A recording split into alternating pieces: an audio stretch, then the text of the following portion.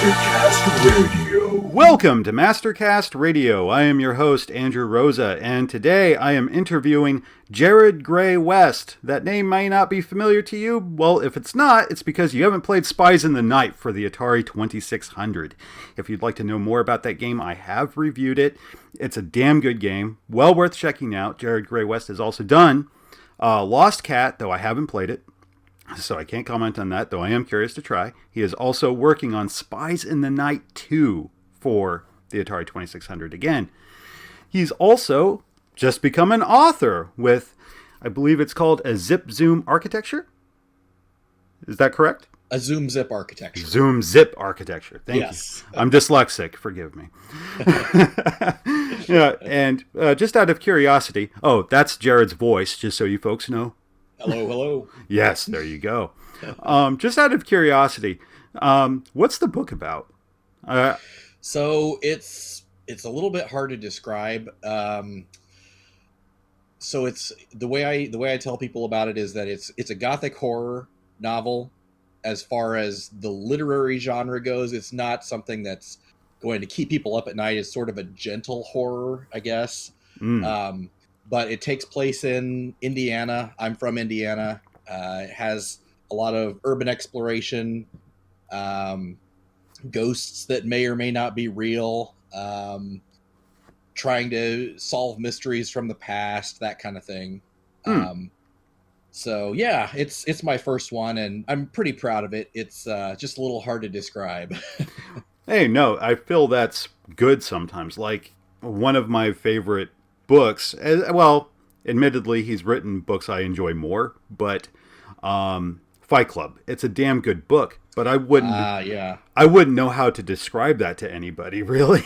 It's right. Yeah, that's the truth. Yeah, it's like, well, it's a guy, he goes to AA meetings and he has insomnia, but then he meets this dude, but before he even meets this guy, he meets this girl, and it's just, no, I couldn't put that in a way that would excite people to read it. I'm like, it's tricky.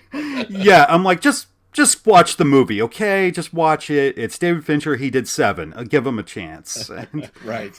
But no, now you've done like two things I would love to do. You've made video games and you've written a novel. So it's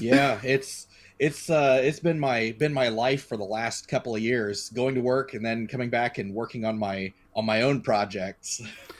Damn, and considering you have video games and writing a novel, I have no idea if you're one of those sorts, like, I know I do this with my screenplays, where I'll start writing one, then I'll get about 15 to 20 pages in and be like, okay, I'm kind of bored with this idea, I need to try something else really quick. Yeah, I have this issue where I'll start, because I'm sort of in the process of writing too, but I keep between the game and the novel, and so I originally thought I was going to have Spies in the Night 2 done like 6 months ago.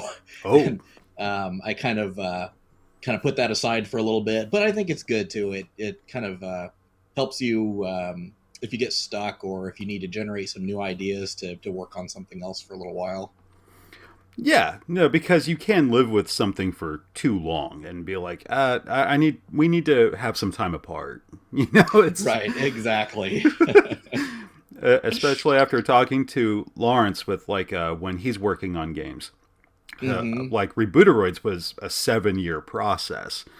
And, wow, I didn't realize that he spent that long on it. Wow. Well, from how I remember him telling me was that it began as just a test and it just blossomed into something greater.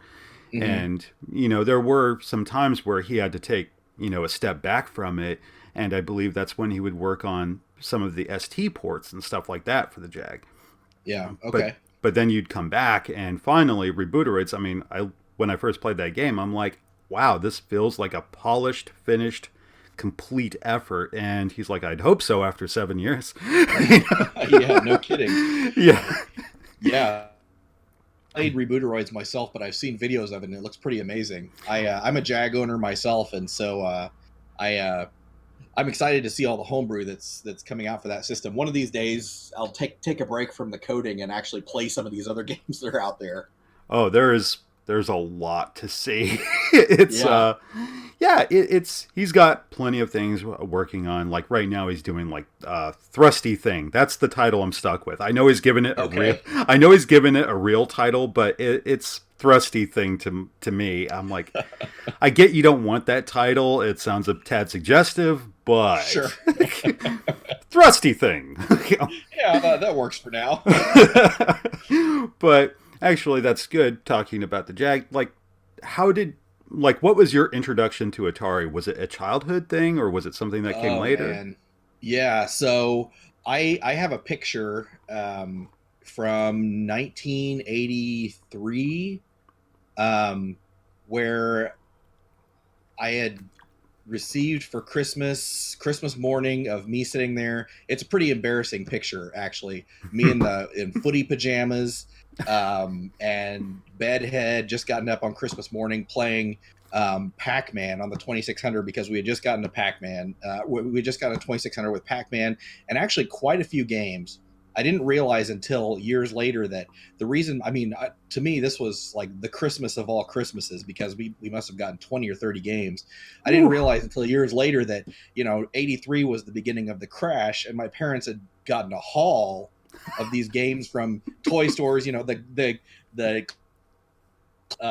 but it was okay with me. I loved it. We had, a lot of the big games. We had Pac-Man, and even I didn't realize that Pac-Man sucked. So It's got some issues. a lot of Pac-Man, Yeah. and got ET that year, I think. And some of the ones that are now considered awful and horrible, I played the hell out of them. So, and some of the rarer ones too had some of the the Zonox. I think the Zonox is how it's pronounced. Some of those games. Sorry, my phone's going off. No worries. So yeah, I played that for a few years, and then the home computer revolution thing happened, and we ended up with an Atari 800. So Ooh. ran in the family for a long time, and I think all through the 80s I missed out on the 5200 and the 7800, but I played the 2600 and that Atari 800 home computer that I had all throughout the 80s until went into the PC realm. But then I went off to college. Once we moved on to a PC, I kind of put the Atari stuff in the attic and moved on to other things and forgot about it for a while and went off to college. And at some point, my parents had put the Atari in the yard sale, and somebody picked through and took out I was upset when I found Atari Age later on because I realized I had some rare games in there. Oh. And somebody at this yard sale had apparently picked through and gotten some serious rare deals for 50 cents each or something. Oh. But the actual unit, the 2600, didn't sell. So when I came back home and I remember exactly, I think I may have stumbled onto Atari Age sometime in the early 2000s and started remembering that I had a really good time playing, those old games and wanted to see if they still held up. It's my parents' house then. I was like, hey, do you guys still have that? And so it was still around. It had all the common games. And so I started playing that again and just kind of grew from there, I guess. Oh man, I'm sorry. I'm still in pain hearing about the garage sale. Oh, it was rough. When I realized, because I came, my mom was like, oh yeah, we've still got the Atari stuff up in the attic. I tried to sell some of it, and somebody came through and picked through, and I was like, oh no. But over the years I built my collection back up again, so now I have all those games back, but not the original copies. And it cost a lot more than it did back then too. Oh, I bet. It hurts a little. No, I went through a similar thing. When I had moved from California to Jersey, I couldn't bring all my video games, and yeah, so a lot of stuff ended up in the garage sale. And when I had built up my own collection, because before I just borrowed from my brother, and that was his stuff, but then he moved away, he took all his games with him, and I'm like, well, I want my own shit. So I think it was my birthday of 1998, the Saturn was dead. It was totally done for. So I ended up buying like a Model 2, Genesis, Sega CD, 32X, and a Sega Saturn. Bought them all brand new for $20 a piece because Toys R Us was trying to liquidate everything. Mm-hmm. And bought a bunch of games for $5 a piece, just a few. And here I had games like Burning Rangers and House of the Dead, all this kind of crap. Only to find out later, like, of course, I moved to Jersey. I have to leave it behind. My mom says, hey, don't worry. When I come and visit you in a couple of months, I'll bring all of your games. Great. Well, that's when the fires started. Like, that's when we... Oh, no. Yeah. One fire in particular took out that storage unit and killed damn near everything. So... Oh, man. And I was already at that point when I had started getting that stuff in '98. I was a hoarder. You know, I kept the boxes and instructions and everything. I thought it was all cool. So all that's gone. I've built up my collection. It's better than what it once was. But at the same time, I'm like, damn you, fire. Yeah, no kidding, man. Yeah, it was heartbreaking. But after a few years, I kind of licked my wounds, and I'm like, you know what? I miss that shit. I want it back. Oh yeah, and that's the nice thing about getting older too. One of the few nice things is that now that we're older, we can get those things back if we want them. Yeah, you can look back and go, and it makes you really decide. It's kind of like I don't know if you ever saw this movie. It's called Following. It was Christopher Nolan's first movie, and okay. Have you seen it? Oh, I'm sorry. Are you still there? Yeah, I'm here. Sorry, it dropped out. Sounded like it dropped out for a sec. No worries. But have you seen that movie? No, that one doesn't sound familiar. Oh, it was his first movie before he even did Memento. And it's about this guy who just follows people. He has really no job. He just follows people for no other reason than he's curious. It's kind of stalking, but he doesn't intend to interfere with your life. And the moment they catch on that they're being followed, he moves on. But he gets with this one guy who catches him, and he happens to be a thief. And he decides to take this stalker with him on a job to rip people off. And he just starts taking things that he doesn't really want. And he feels he's kind of doing them a service. And he's like, why are you taking something that you don't want? Why are you destroying stuff that isn't necessary? And he's like, by taking it away from them, you show them what they have. Yeah, that sounds pretty interesting. I'll have to check that one out. Oh, it's a very good movie. It's if you ever want to have an indie night, throw on Robert Rodriguez's El Mariachi and Christopher Nolan's Following. You'll have okay. I like it. Yeah, you'll have like a plan. It's like, okay, here's a fun kind of spaghetti western set in 1992 in Mexico, but then you have this English picture that's kind of film noir. It's black and white. And what was kind of typical of Christopher Nolan at that time, it's not in chronological order, so you end up kind of piecing it together as you play along. Okay. But it's a good movie. No real big stars in it, but it's very well done. And I'm a sucker for black and white. Oh yeah? A bit. My mother ruined me. I was young. I would watch the Disney movies. But I would watch. I'd sit down and watch when she watched movies. So she would be watching like Psycho and stuff like that. I'd be like, ooh, and I would just watch it. And so I was like already watching The Shining by the time I was 5.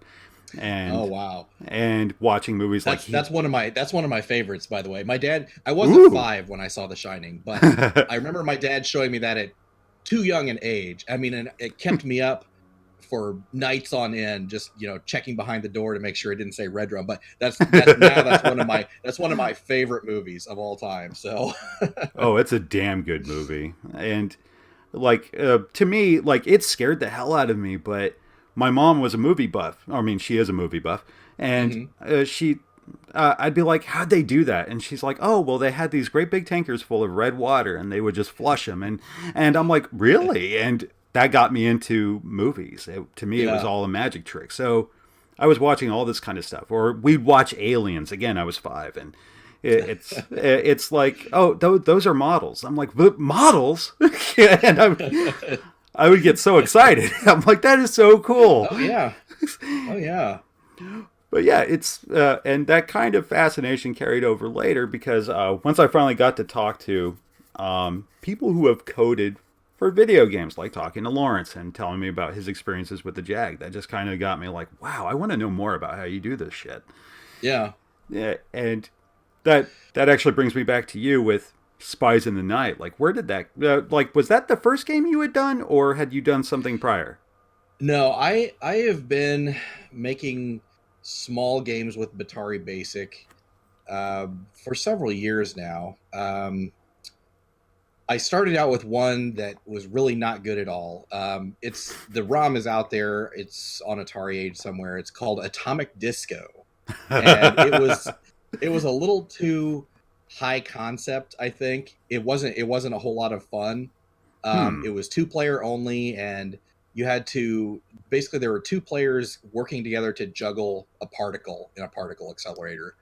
Um, and I guess if you have another player who's willing to play it, and it's you want to put in the time to figure it out, it's not really a pick up and play. You actually have to read the instructions before it makes any sense, and even then it's not great. So that one's kind of fallen into the dustbin of my output. I don't get a whole lot of questions about that one. But then I think the first big game that I finished was Lost Cat.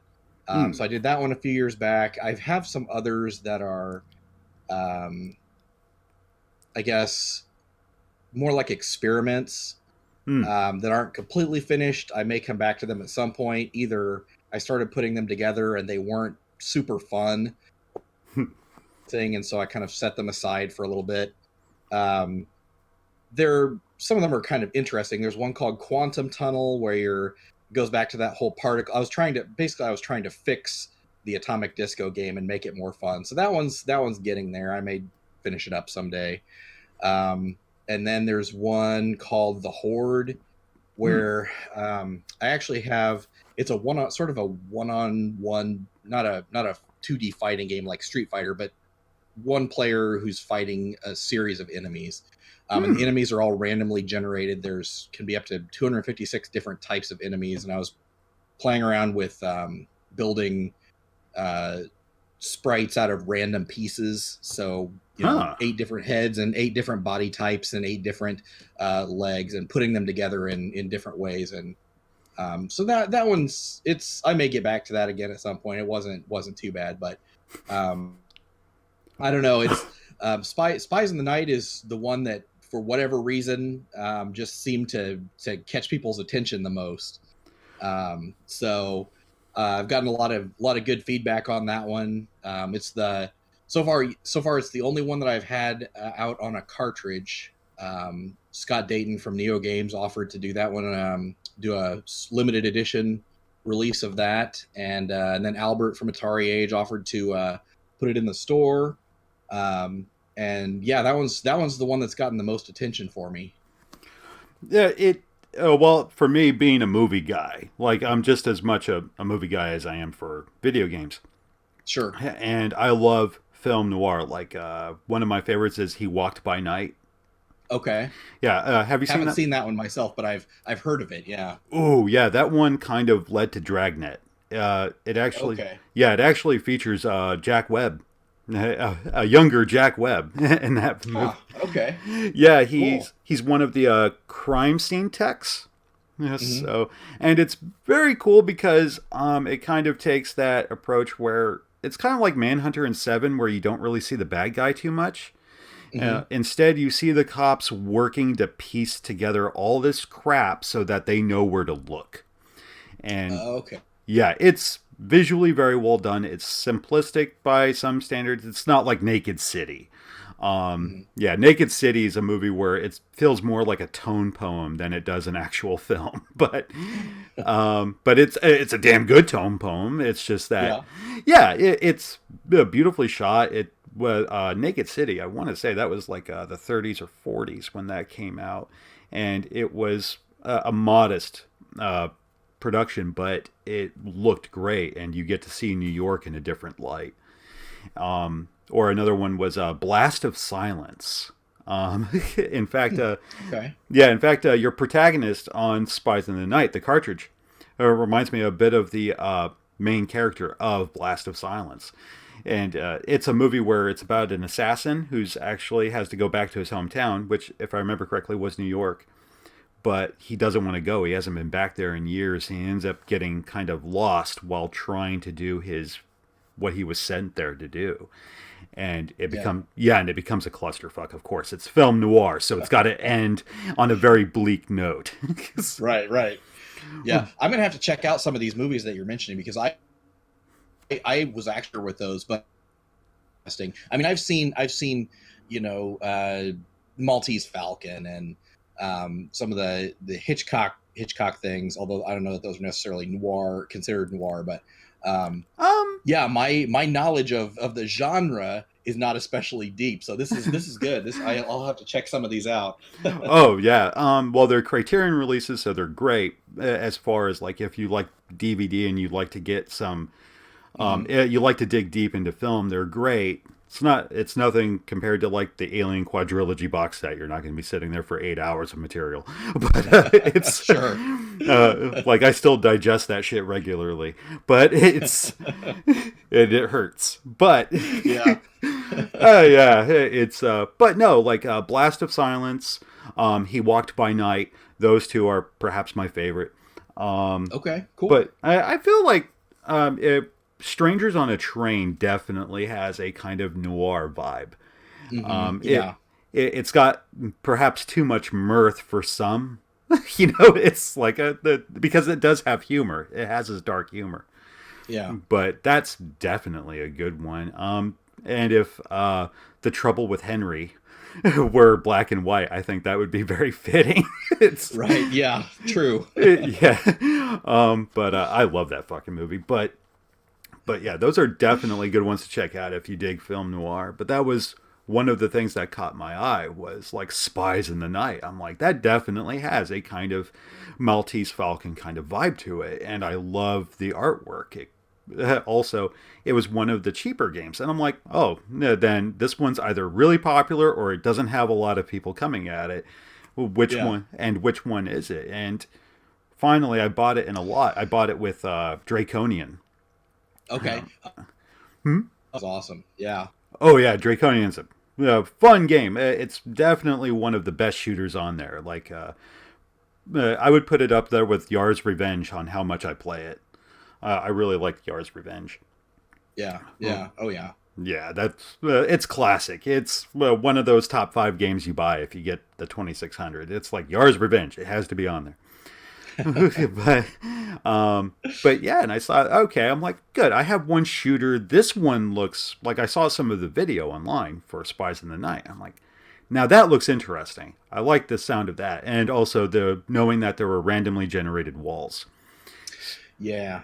That was the part that took me the longest to figure out how to make that happen and make it so that the challenge increases, so they space apart as you move through the levels, but it never should become so spaced apart that you can't pass the level. So that was a big challenge, but I was happy when it all came together. It seemed like it all worked.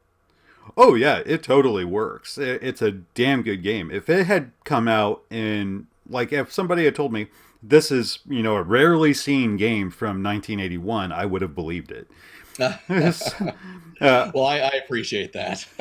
Well, admittedly, I would have been like, damn, this one went for, oh shit. This one, I would have been like, wow, it swung for the fences. It has a title screen. You just don't see that. Yeah, right. Yeah, and even has music. And I'm like, whoa, all right. Pardon me. Damn pollen. But yeah, one of the big requests or some of the feedback that I would often get in conjunction with Spies in the Night 1 and also with Spies in the Night 2 is people say, this is great, but it would be really cool if you had a limited use of some color. And I've held the line on that. I wanted it to be all black and white. And I keep thinking, I don't know if I made the right decision on that, because it would be really cool if people have suggested, like, a splash of blood or something when you get shot.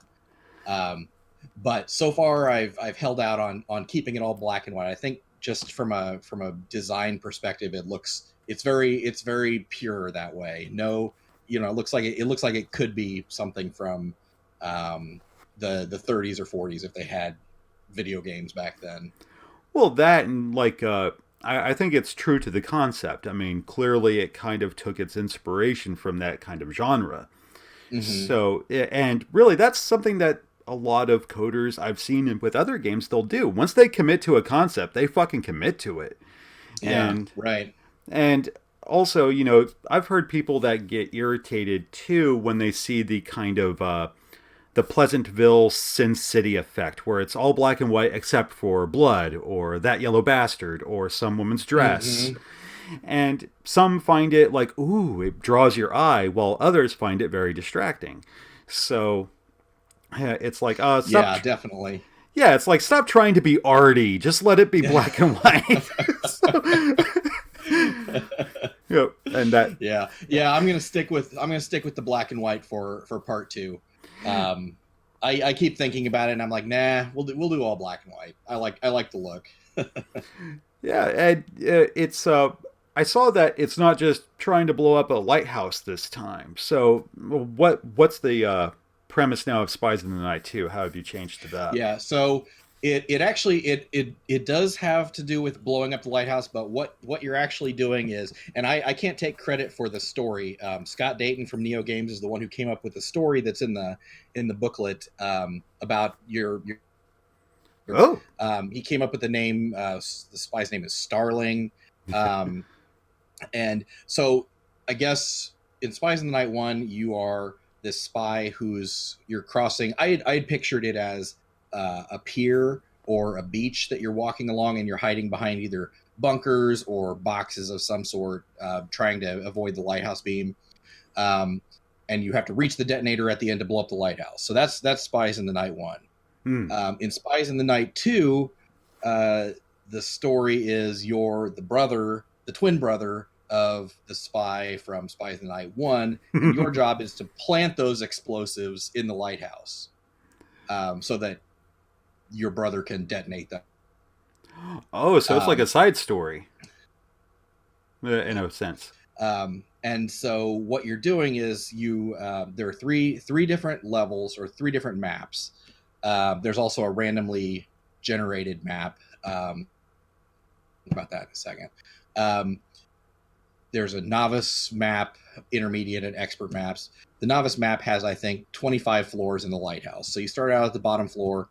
You get a choice of two doors, and you have what I have called X-ray glasses. You can go up to each door, and when you touch the door, you can see inside. You can see what type of room it is. Hmm. Um, and before you choose to enter that room, so you can look at both doors and see what challenges you're up against. Oh. Um, and so you choose a door, and you get one of several options. There are four different what I call danger rooms or danger areas. One of them is a room that's very similar to Spies in the Night 1. You're inside a warehouse. There are boxes that you have to hide behind. There's a turret with a rotating light, boxes, and just get across a single screen this time around, although you have them as you progress through the lighthouse. Hmm. A different type of danger room is there's one with some security lasers that move horizontally and vertically, and if you're moving when they pass over you, then you're fried. As long as you're standing still, the lasers will pass over you without hurting you. And so again, the object is to cross to the other side of the room. Hmm.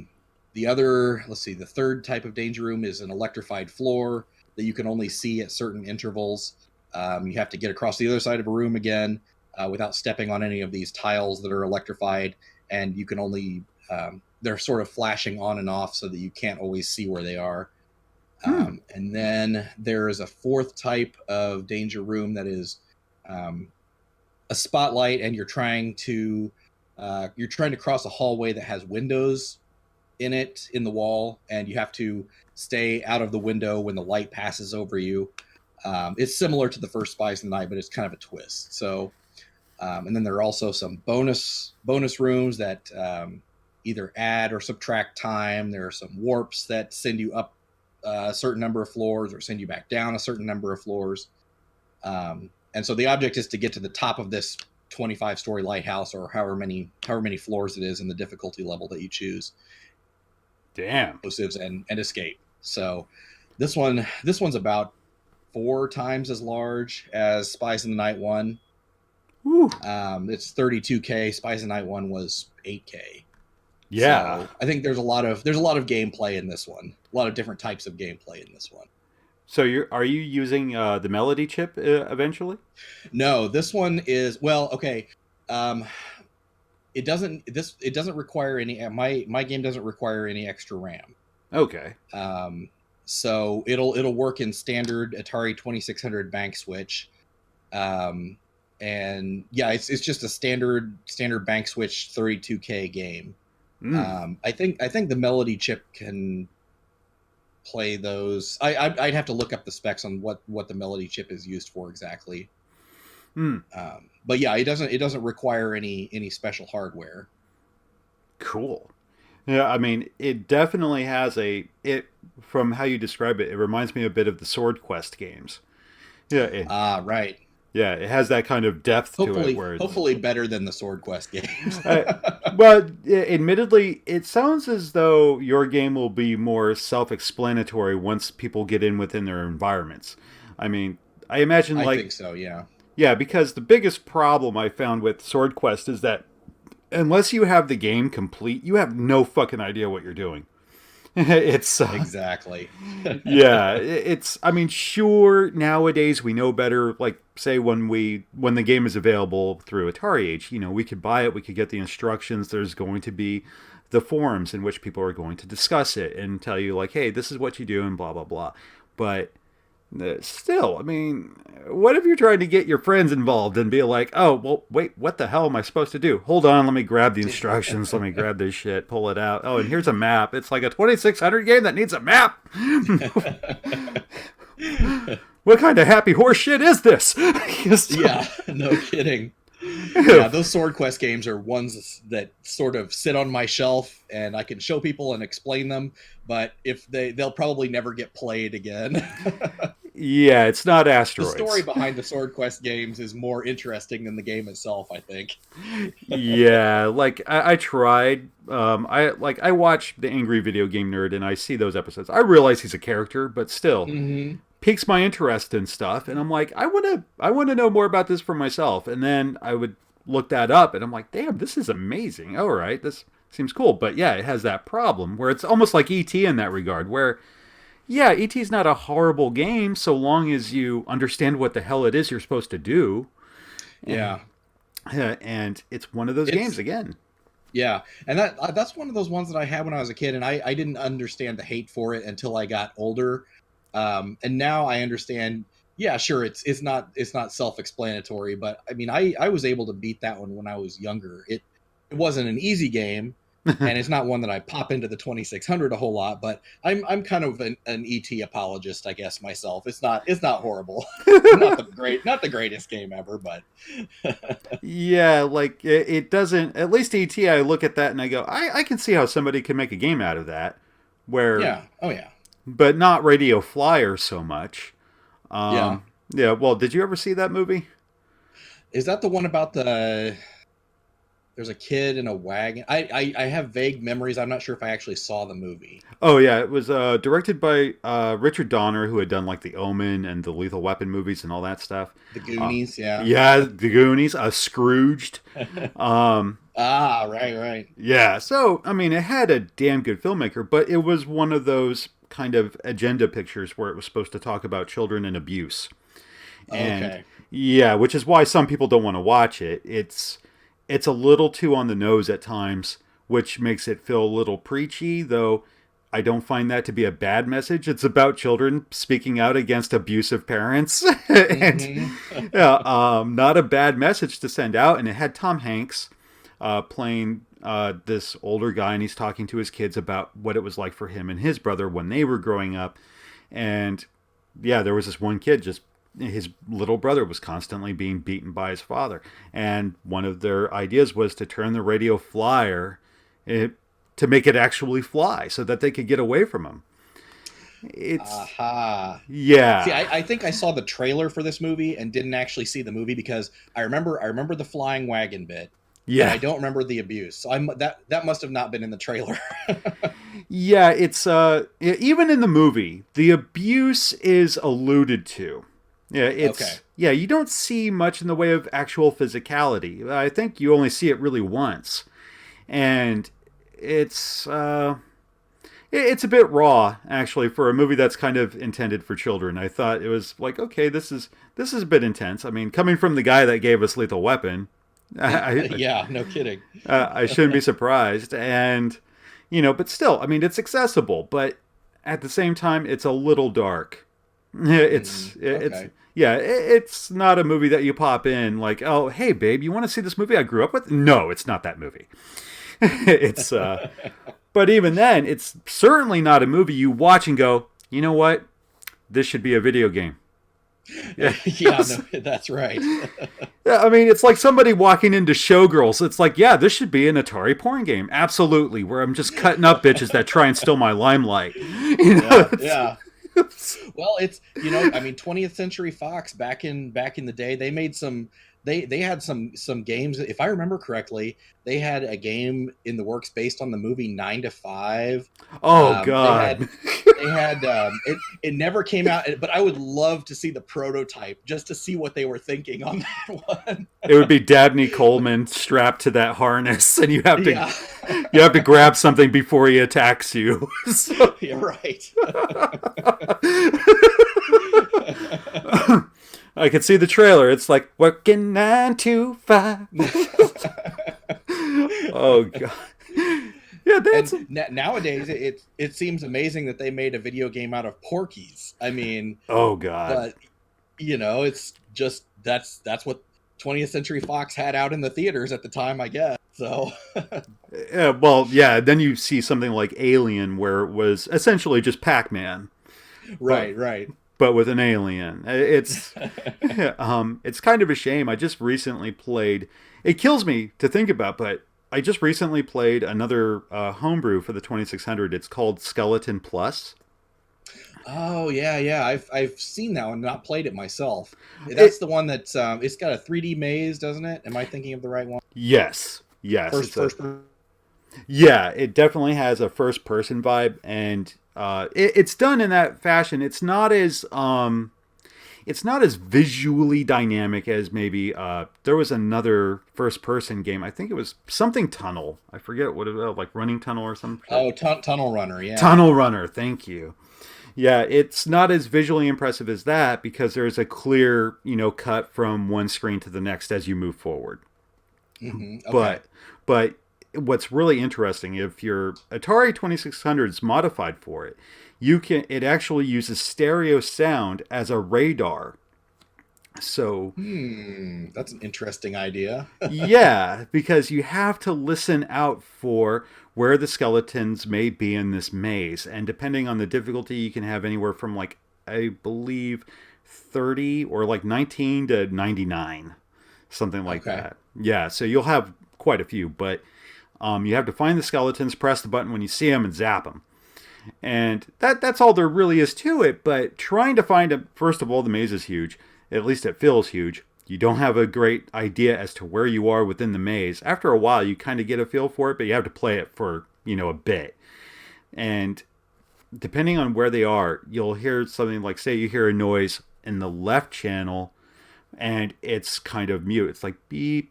Okay, I'm far away. But as you get closer to the skeleton, it's like, beep, beep. I'm like... And it actually makes me really tense. I bet it does. So is overall, is it a good game? Is it fun? I haven't. I would say it's kind of like how you said about your Quantum game. Okay, gotcha. It's a great concept, and if you have the imagination for it, it's damn good. Yeah. Okay. But it's if you like your thrills a bit more on the pick up and play simplistic side, where you want something, more arcade like Asteroids or Yar's Revenge, you may not like it that much. Okay. But if Gotcha. but if you want Well, something, oh, I'm sorry, you first. no, it's okay. I was just gonna say, speaking of uh, the ideas for the games, do you? I can give you, and I may be jumping ahead. I don't know. I can tell you, I've never told anybody the genesis of the idea for Spies in the Night. If you want to hear about that one. Oh yes, please do before we get too caught up. So the way this game started is I had this idea in the back of my mind that I from when I was a kid, and it all came from these books that were similar to Choose Your Own Adventure books, but they were called micro adventures. Hmm. They were never as popular as Choose Your Own Adventures, but I had all of them. Um, and what they were is they were written in that second person voice. Like you're the lead character in the story. It says you go to the enemy headquarters and you do this and you do this, Right. like in the style of Choose Your Own Adventure. Except instead of having choices that you would make and you flip to a page, it had programs written in BASIC, Hmm. and it had different variations for all of the big home computers of the time, including the Atari 800, which is what I was using at the time. And so one of because the basic programs were written for so many different versions of basic on all these different home computers, they had to be very simplistic. They could use ASCII graphics and that's about it. um, so there was one of these books and I cannot find it. I tried looking for it the other day online and I found a few of the books that somebody had posted PDFs of, but I couldn't find the one that I was looking for. And I just have this hazy memory from when I was 10 years old or something. Um, but there was a game in one of these books where you had to sneak into this enemy base, and it was a single screen and it was all done with character graphics. Like all the boxes that you had to hide behind were equal signs. And there was a light at the top of the screen that would flash on and off at set intervals. And it was just a capital letter O. And then your character was an X. And there was no momentum to your character. You just pushed the arrow key to move to the right, and you had to be behind the box when the light came on. There was no ducking, no guns or anything like that. Um, but I remember for some reason this game stuck in my mind, and so when I was thinking of I think I just finished up Lost Cat, and I was trying to think of something new to make. And so I said, "Hey, the Atari 2600 could definitely handle this, and I think I could add to it." Hmm. Um, so that's where it came from. And if any of your listeners know what I'm talking about and they can find that book and they know the title, I would love to know what book that is, because I can't find it now. Oh, well, just keep an eye on the comments. Keep an eye on the comments. Yes. Because every now and then I've got lots of viewers from many different walks of life. They may actually know this one. So, That would be awesome. oh, but that's actually cool, to hear where the idea had come from. I mean, now to talk about the programming side of it. I mean, was there a great hurdle to it? I mean, were you so comfortable with the hardware at this point that coding it was fairly easy, or was it like, okay, this shit's gotten a little hard? Yeah, there were a few parts that were difficult. I was familiar enough with Batari Basic and the different kernels and what the 2600 was capable of, that I knew in my mind that it could do everything I needed it to do, and I had pretty good ideas that I would be able to program it. The two hurdles were, like I said before, the randomization of the levels, um, because I had to come up with um, a way to have it generate the levels randomly on the fly, and that's why you see the level is kind of, when you enter a new screen, the level is kind of built as you. It doesn't pop in all at once. It sort of builds the level over the course of 2 or 3 seconds, Like it and unpacks that's because almost. it's yeah, exactly, and it's running through this algorithm to create the level, and there's so little time um, on the 2600's processor that it causes, if you do it all at once, it causes the screen to come up with a way to make that happen. So that was the big challenge there. And then the other challenge was getting the characters. Okay, so let me say it this way: the 2600 has some built-in checking collision detection. And so getting the collision detection working where your character is not necessarily colliding with anything. And this is probably a kind of an esoteric technical discussion, but your character is not colliding with anything like a bullet. What it's really colliding with is the light. Right. And if you're not hidden behind the background or hidden behind the foreground boxes, then you're seen. So what it does is it reverses. There's a flash that you can see when the light spins around, and what it does is it reverses those boxes and the background to see if you're touching the boxes, if you're hanging over the edge or not. So that was tricky to figure out. But other than that, it was all fairly straightforward. I don't remember any major technical issues that came up. Spies in the Night 2 was a little bit more complicated than Spies 1. Well, yeah, it sounds like you're definitely going like, hey, it's a sequel. It's got to be bigger, more complex. Exactly.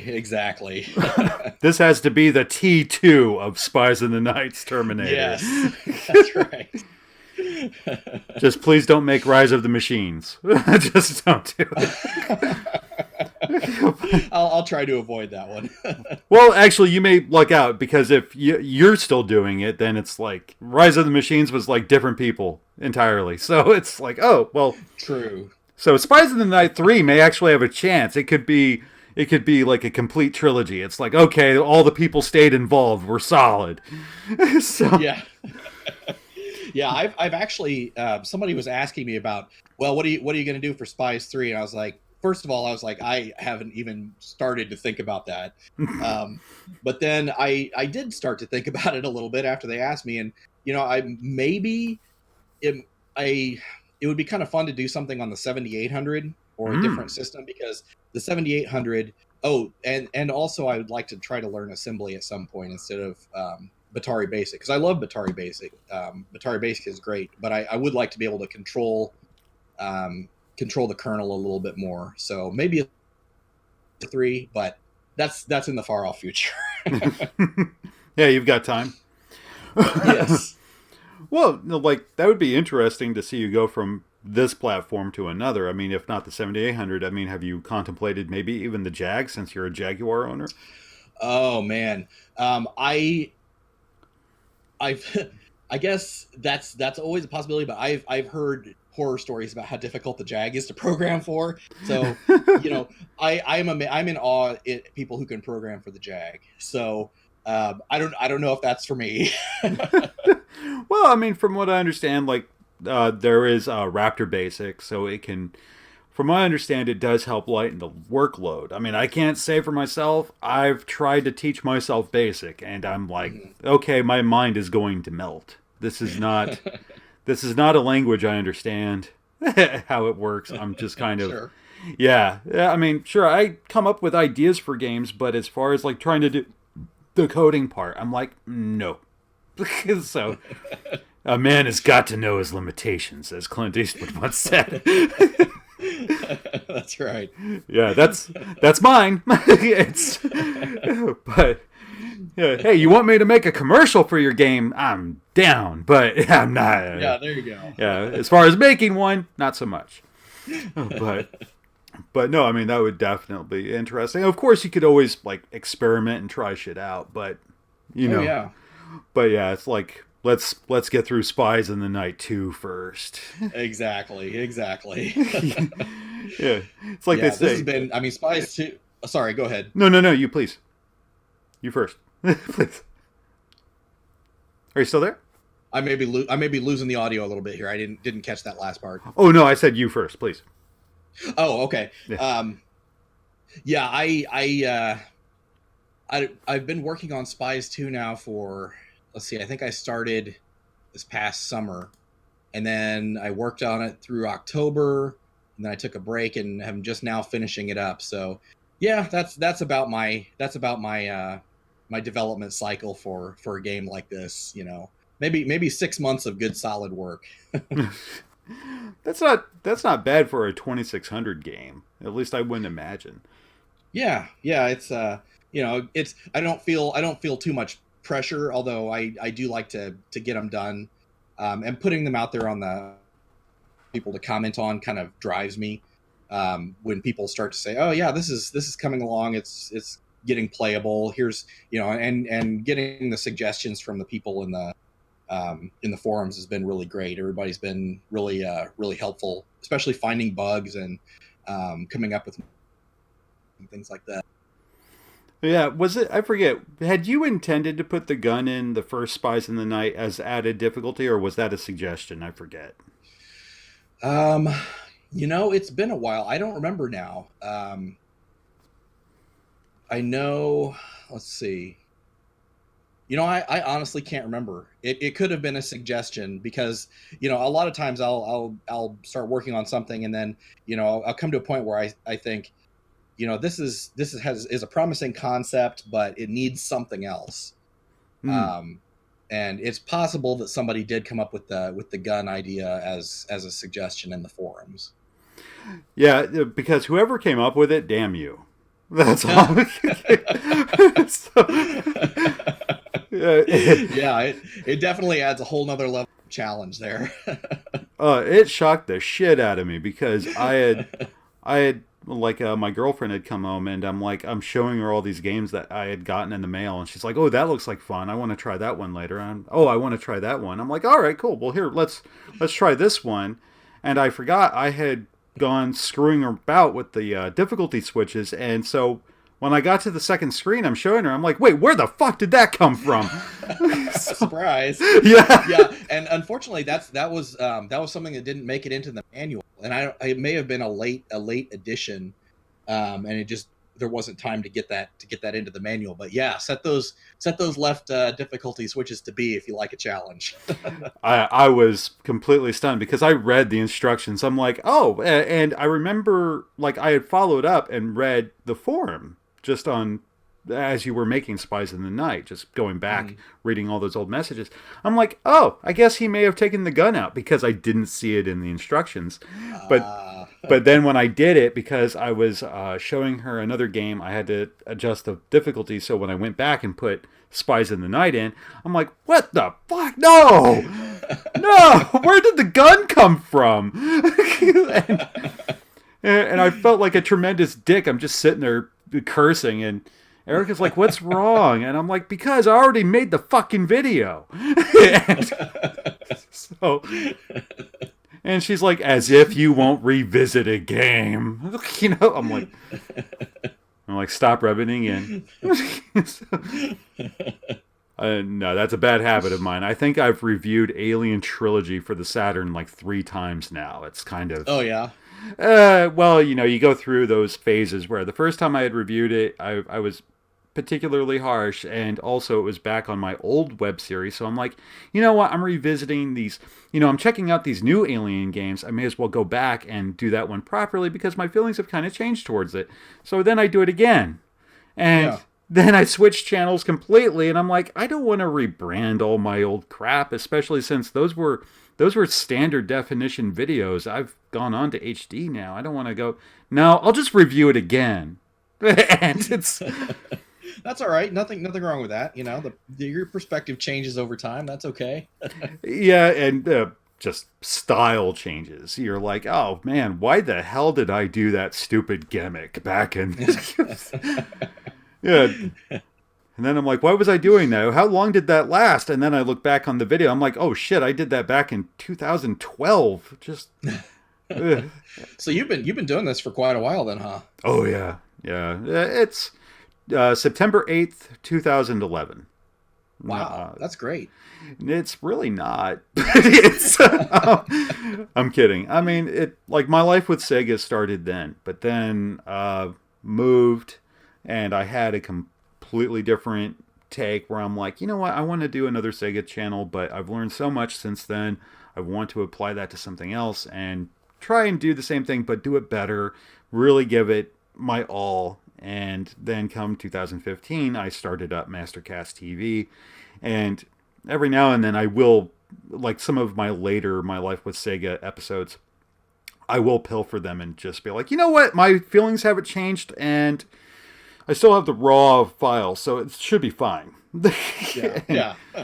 Yeah, like all the Batman games. I did all these Batman games. I'm like, I am not playing Batman 89 again and Batman Returns for Genesis and Sega CD and the Master System and Batman Forever on Genesis and the Sega Saturn and Batman and Robin. I'm like, Yeah. my feelings haven't changed on a lot of those. So and you know what? Those videos actually surprisingly hold up. I'll leave those alone. And now it's just bizarre because people are like, man, the audio quality really shifts. I'm like, yeah, that's because it was over the course of years. Yeah. So, well, I really like your Jaguar videos. I think I've watched all of those now, and it's nice. I'll say this: it's really nice to see somebody giving the Jaguar a fair shake, because I like the Jaguar, and I never had one when it was during its original lifespan. But I've gotten into the Jaguar a lot since I think I have one of all the Atari. Well, I know I have one of all the consoles that Atari released. So it's really nice to see somebody giving the Jaguar game, and not every game on the Jaguar is great, and some of them. But you know, it's nice to see people who are not just complaining about the controller and whatnot. I actually like the controller. It makes sense. I have zero problems.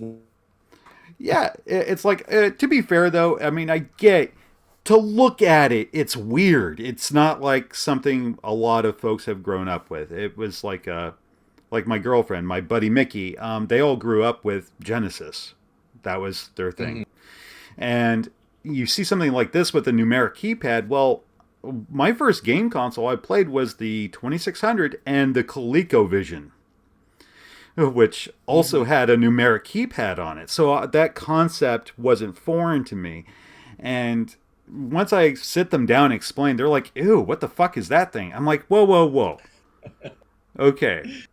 You can just calm down. If you haven't seen that, keypad before, I'm sure that could put people off. But you know, I mean, when I think their idea was they were going to port games from PCs at the time. They said, this is a powerful enough machine. We'll port things from PCs for not the entire library, but for a good portion of the library. But we need more buttons. We need more than 3 buttons.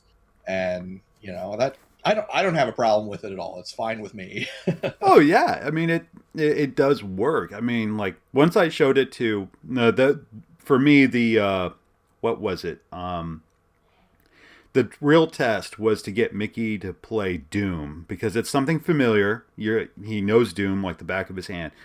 But then I put the overlay on the keypad and he's like, wait, these aren't action buttons. I'm like, no, you don't use the numeric keypad for action buttons. What sense does that make? Of course, then I would play Fight for Life, which did use them. So I'm like, oops. But no, with Doom, it's like, no, now you can just automatically hit the weapon that you want. And he's like, oh, yeah. Well, that's actually really cool. And I'm like, oh, now you like it. Yeah, it's perfect for games like that. Yeah, it makes sense. And even with Wolfenstein 3D, you use it to save your game and pull up the map. It makes sense if you use it correctly. And sometimes it could make for great shorthands like cannon fodder. Sure, yeah. Yeah, and theme park. Yeah, that's definitely a big help with theme park. Yeah. So, I mean, and I feel like a lot of people, if they're casual gamers and, you know, they stick to what they're familiar with, like Nintendo, Sega, and, you know, later Sony, and then Microsoft and all that shit. If they're familiar with that, then seeing some of these older consoles like 3DO and Jaguar, they're like, what the fuck is that? And it doesn't help when they find... Yeah, when they find entertainers, not so much critics, but entertainers, because as much as I love the AVGN, he's an entertainer first. That's true, definitely. and which he admits to, but people, even though they know he's a character, they take that shit to heart, and it's like, you say, "Oh yeah, I love the Jaguar," they'll just sit there and go, "Oh no, that piece I of saw shit." the AVGN trash it. Yeah, he took a dump on the Jag CD. I'm like, well, from what I've read about the Jag CD, it kind of deserves it. But yeah, the main unit itself is fine. So- all right, we're now at 1 hour and 5 minutes. Wow. Yes, I It's know. flown by. I know. I'm like the verbal black hole, as I've been told. But yeah, so well, but if you wouldn't mind maybe coming back later, especially once Spies in the Night 2 comes out, like definitely have a follow-up conversation, or hell, if you just want to talk about movies and games, I'm open to shit. So Absolutely. That'd be great. I've had a great time. rockin'. Well, just to let listeners know, hey, if you want to check out Spies in the Night, it's still available on the Atari H store. It's not going through the Rebooteroids issue of waiting for boxes. It's readily available. You can get it right now. You can get a copy tonight. Yes, yeah, you're totally cool. And it's right there waiting for you. And if you're one of those sorts that actually has one of the Harmony cartridges and you can download ROMs, you can actually try out Spies in the Night 2, one of the ROMs that are available. It's still a work in progress, right? Yes, that's right. Yes. So, Yeah, it's very close, but I'm still happy to very close to being finished, I should say. But I'm still happy to take people's suggestions, and I won't be making any major gameplay changes at this point. But any bugs you see, or anything that you think would improve the gameplay, especially difficulty wise, I'm happy to get that kind of feedback and incorporate that before we move on to the final release. right on. So you can actually, to our listeners, you could actually have an opportunity to test the game, find a bug or two. Hey, there we go. That's right. Yeah, so that's well worth checking out. I know I need to get a Harmony cartridge so I can do that same shit. Yeah, me too. Yep, I goes down. Yeah, like I was lucky to get a skunk for the Jaguar, so I could test the games. Yeah. But yeah, so yes, again, Jared, thank you very much for taking time out of your vacation to do this. Thank you. It's been great. I had a great time, and yeah, anytime you just let me know. Awesome. Thanks, man. And to those listening, thank you very much for listening. If you want to check out older interviews, they're available. If you'd like to check out the video for Spies in the Night, again, you should probably be seeing a title card right about now. So anyway, thank you very much. You have a good